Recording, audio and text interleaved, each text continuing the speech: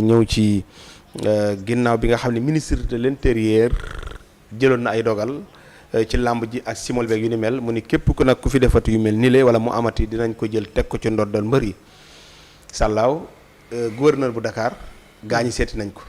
Baye Ndiaye la ñuy déglu àdduna ci yëf yi ñu dellu si waat. micro ngay wax lu la neex maa ngi dagg sama yaram man Géejawaay laa dëgg man duma ragal man tarkindaa laa man tudd sax malfaiteur laa 100 mètres laa jógee nangam mais yooyu terme yooyu day créer ay violence yoo xam ni kenn xamul fu mu mën a jëm loolu moo tax tey bi ma ko souligné heureusement bu monsieur le gouverneur bàyyi na ci xel bu baax képp ku ñu war a jox ci licence mbër dañu war a xam yow yaay kan su nekkee da nga bëgg a nekk mbër ñu éduqué la nga ñëw ñu ne demal centre de formation bi wala demal nga jaar fii demal nga jaar faa pour nga nekk mbër ëllëgee soo defee dara lu jaarul ñu woo la retirer sa licence mën la teg ay sanctions vraiment loolu mooy tax violence bi wàññeeku ci lu bëri bëri tey am na ñoo xam ni amuñu éducation wala ñu nekkuñu journaliste amuñu diplôme mais war nañu mën a ranger wu yenn kàddu yi am ñoo xam kenn du ko dégg ci ñoom mën nga citer ay nom wala ay tur tey exemple un Lamine Faye un Lamine Seck wala Modou Anta wala beneen boo xam ne mën naa leen citer doo dégg ñu wax yi wax yu ñaaw yi mais am na ñoom dañu lay tàllal micro naan la mais dégg nga ne comme li mu la wax mais saaga na la mais laa ilaaha illallaah lii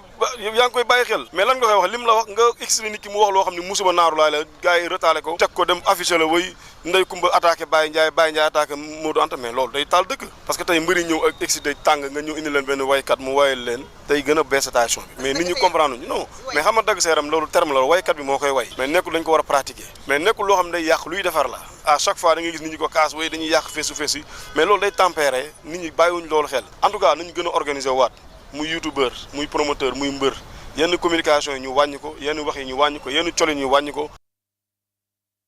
noonu jërëjëf kooku mooy Baye Ndiaye waa Ndiaye na ngi noonu Assane wax na nag ay wax yoo xam ne ci mbër yi lañ koy déggee démb rek saa wala foog ma ci yónnee boo xam ni façon yooyu daal la ñuy wax ay dagg sa yaram rocc rek jam ci seen biir lañ koy déggee tudd na la tarkindaa loolu moom ñu ngi koy dégg ci suñu mbokk yi la ci waa jàmm gën moom daal jàpp na ni verbe yooyu daal dafay créer ay violence yoo xam ne daal moom ànd na ci li nga xam ne moom la kilifa yi bëgg a def waaw am na solo son bu waa làmb ñoo ngi leen di nuyu nuyu Max Mbargaan bu baax ak Mbay Fall ñoom buur géwél ñoom ñëpp ñu ngi leen di ñaanal jàmm di nuyu promoteurs yi te it wax dëgg yàlla am na si man ñu ma si dégganteel si ay kilifa rafetlu nañ taxawaayu ministre bi am na it ñu ma si dégganteel ñoo xamante ni nee nañu maanaam ministre bi li tax mu cité làmb rek moom moo leen si jaaxal kon na wax ndaje yëpp yaa ko joxoñ waaw nañ wax ndaje yëpp foofu daal lañ jàpp ni képp ku woteeti am ndaje bu ñu ko waxee loolu dinañ ca d'accord ndax it nee nañu ñoom mbër bu amee combat supporters yi liñ tal mooy naka lañu def ba jënd tiset sangu ba set ñëw ànd ak seen mbër dem waaye nag am na si ay kuréel yoo xamante ni maanaam bu làmb amee ni muy amee si doxu ñaxtu yi dem di tafuwaate wala nga am si xew yi dem di tafuwaate noonu la ñuy def bu làmb amee ñu dem raaxaloo ci pour xool nuñ sàccee boo gisee kuñ daanee ku sàcc motom nu muy def taal dem yoonam ku sàcc téléphone jàmbur nu muy def génn dem yoonam ku agressé kenn nu muy def génn dem yoonam duñu àndaat ak mbër mi dellu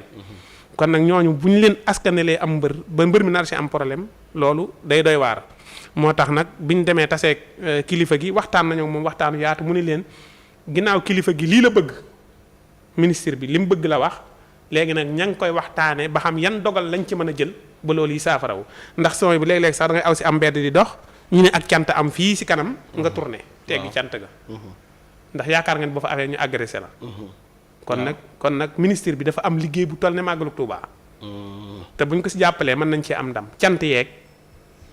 ngénte yeeg cant yi waaw cant yi daa am simon yow am na mbedd yoo xamante ni buñ ne ak cant fi am wallaahi ñi mewu faa jaar waaw wow xanaa kon du cant xanaa kon du cant moom waroo faa Assane cant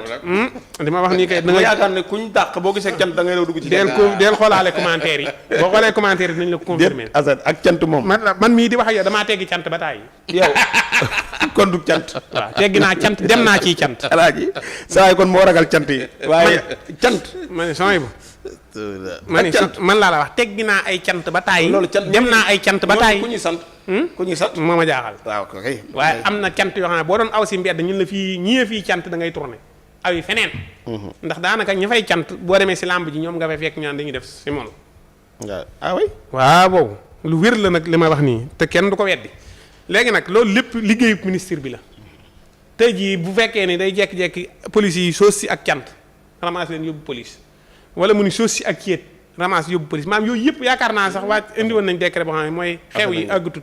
min weeg yooyu ba si signature contrat yeeg yëpp mais boo gisee Baye Ndiaye kàddu yi mu yëkkati am na solo mooy wax yi am ci biir. wax yi nga xamante dañ koy wax mais nag li si ëpp doole moom da koo laal ndax bi mu waxee